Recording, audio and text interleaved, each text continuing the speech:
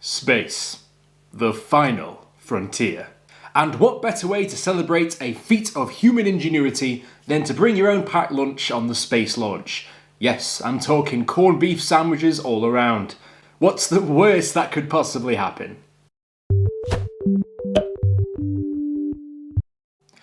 Hello! Welcome to Brain Spill, the laziest show on the internet. My name is Tank, and today we've got a bit of a strange one for you. As I'm sure most of you know, astronauts who go to space will normally have their own astronaut food prepared for them, and you'd think that because it has to be suitable for the environment of space, it's probably not very nice and just a goopy mess. However, this isn't entirely the case, as what is considered space food is actually normal produce and food produced as a regular commercial product on Earth, but its microbiology is tested for safety and is being analysed for its nutritional value and evaluated for its palatability to be taken into space. Then simply all you do is you package it together, sling it on the spaceship, and once it goes up, then astronauts can eat whatever's been packaged for them. Which means that ice cream, for example, can't be taken. Not even that freeze-dried ice cream is used on the International Space Station anymore, which a lot of gift shops fail to tell you that, although this is called astronaut ice cream, it's not actually used by astronauts. As part of preparation of going into space, astronauts do have a hand in the kind of foods that they like to eat and what is prepared for them before they go into space. However, as you can imagine, this can be quite limited. You can't just pick anything you want because, like I said before, it needs to be tested for its nutritional value and whether it's worthwhile taking. At the end of the day, you've got to have all the fuel to carry everything up, and I'm pretty sure they aren't going to waste precious fuel on you taking a double deluxe pizza, for example. Being quite limited in scope, the actual palette of food they have can be quite limiting, which, especially if it's a long trip to space, that's going to get boring pretty quickly. As limiting as this has been in the past and is still somewhat today, there is a lot more freedom, especially with the advancement of technology as to the types of food that they're able to send into space. An example of a piece of food that they can't take with them, however, would be something like rye bread, for example, and instead might elect for an alternative, like a tortilla wrap instead. The reasons for this will become abundantly clear very, very soon. Yeah, back in the day, astronaut food must have been real boring. So why not just skip all the scientists, dietitians and experts and just pack your own lunch when you're about to go into space? Well, someone did do this, a certain pilot of the Gemini 3 space mission named John Young. Gemini 3 would be the first US space mission carrying 2 astronauts, the 2 being John Young and his crewmate Gus Grissom. Clearly back in the 60s the technology was not quite where we are now, so it must have been very limiting, and him probably not being able to take what he wanted, he decided to go against any scientific advice and basically just take his own lunch with him. He took a corned beef sandwich of all things. Delicious. And thought this might be the perfect snack to have when you're in space. So what he decided to do was take his corned beef sandwich and slip it into his spacesuit undetected before boarding the rocket. On the 23rd of March 1965, Gemini 3 was launched, a week after the Soviet Union had launched their successful 2-manned mission to space in the Voskhod 2. Now, as many space missions normally are, the conversations between the crew is normally recorded and transcribed, meaning that we have access to pretty much everything that every single person said in that mission to the word, which is pretty fascinating. And we even caught the moment when John decided to pull out his corned beef sandwich whilst they were in space. What is it? Corned beef sandwich. Where did that come from? I brought it with me. Let's see how it tastes. Smells, doesn't it? Yeah, it's breaking up. I'm going to stick it in my pocket. Is it? It was a thought. Anyways, yep. Not a very good one. Pretty good, though if it would just hold together. Want some chicken leg? No, you can handle that.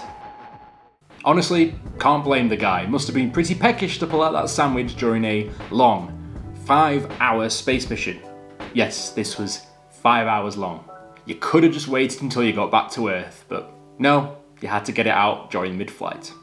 But of course, when they started to tuck into the sandwich and realised that it was breaking apart in front of them due to the atmosphere of space, they decided it was probably best not to eat at that time. This certainly reminds me of the Simpsons episode where Homer is floating around eating all those chips. Yes, Simpsons already did it. Grissom even explained what it was like to eat the sandwich in space and said the following: "I must admit that as test pilots, John and I were not quite as fascinated by sea urchins and sandwiches. As we were the chance to carry out some real firsts in spaceflight, we pulled off a couple of good manoeuvres along those lines." This was of course taken in jest between the two, but not everyone was happy with the fact that these astronauts had decided to take a corned beef sandwich into the vacuum of space. The US House of Representatives Committee on Appropriations launched a review of the incident after one member of Congress considered this a $30 million sandwich, stating that just bringing the sandwich on board posed a serious threat due to the loose and excess crumbs that were breaking apart during flight, which could potentially interfere with the spacecraft's operations. Given that they're in such a weightless environment where even the smallest crumb could somehow get inside of the apparatus of the Gemini 3, they thought this was a real risk. Worse yet, they even considered this a potential health hazard, not only because, if the corned beef sandwich got into something and exploded, it might kill everyone, but more importantly, a crumb, yes, a crumb, might have gone in someone's eye. Real health and safety hazards here, just don't have a corned beef sandwich in space. A couple of congressmen became upset, thinking that by smuggling in the sandwich and eating part of it, Gus and I had ignored the actual space food that we were up there to evaluate, costing the country millions of dollars. Other food items on board the Gemini 3 had a gelatin layer added to the food in order to prevent it from breaking apart during spaceflight, meaning that even if you accidentally let go of your dehydrated banana, it would just float around as one block and not pose a risk as previously stated. Yeah, if you gave me the option of either being poked in the eye by a dehydrated banana or poked in the eye by a bunch of crumbs from a corned beef sandwich, I think I'd choose the latter. George Mueller, then NASA's Associate Administrator for Manned Spaceflight, said, and I quote, "We have taken steps to prevent reoccurrence of corned beef sandwiches in future flights." I just found that quote absolutely brilliant, and it just makes me wonder whether there's some sort of thermal exhaust port inside the spaceship where, if for some strange reason, if a corned beef sandwich managed to lodge itself inside of it, whether we'd see the Gemini 3 going up in a huge Hollywood-style explosion.